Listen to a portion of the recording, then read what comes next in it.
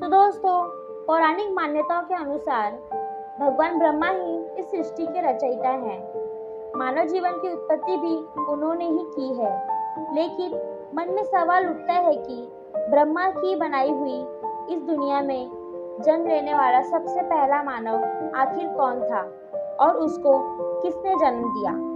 हालांकि इन सवालों का जवाब कई धार्मिक किताबों में से मिलता है, लेकिन वो सारे जवाब तथ्यों पर आधारित हैं। पर इनमें कितनी सच्चाई है, इसका पता लगाना मुश्किल है।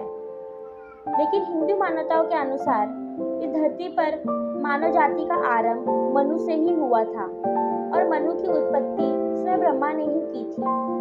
लेकिन पुराणों में मनु की उत्पत्ति को लेकर अलग अलग तरह की कहानियां बताई गई है। संसार का पहला मानव मनु को ही माना जाता है, जबकि स्त्री थी शतरूपा।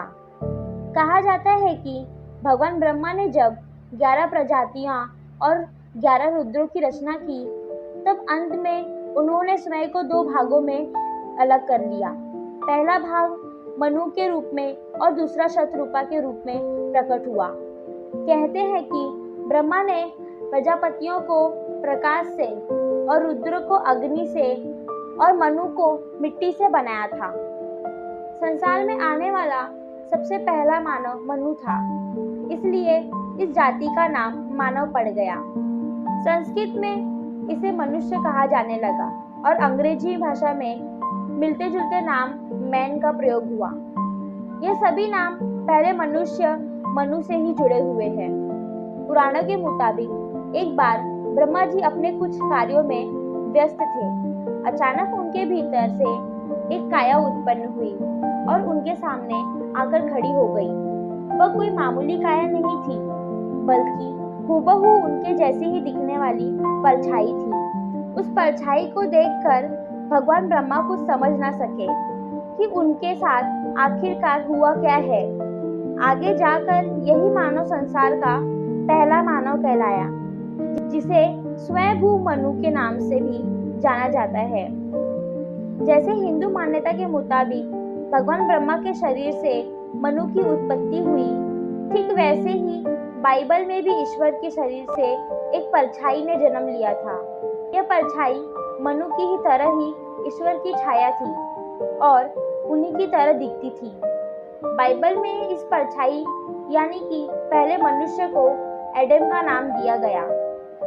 इन दोनों कथाओं से यह पता चलता है कि मनु ही वह पहला मानव था जिसने मनुष्य के रूप में धरती पर जन्म लिया। पुराणों के अनुसार मनु तथा शतरूपा के जन्म के बाद भगवान ब्रह्मा द्वारा उन्हें धरती पर मानवीय संसार को स्थापित करने का आदेश दिया गया था।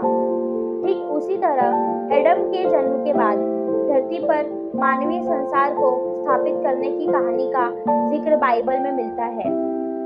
धरती के पहले मनुष्य मनु के जन्म से लेकर उसके विस्तार तक की गई अलग अलग कहानियां सुनने को मिलती है, जो रोचक होने के साथ साथ हैरत में डालने वाली है।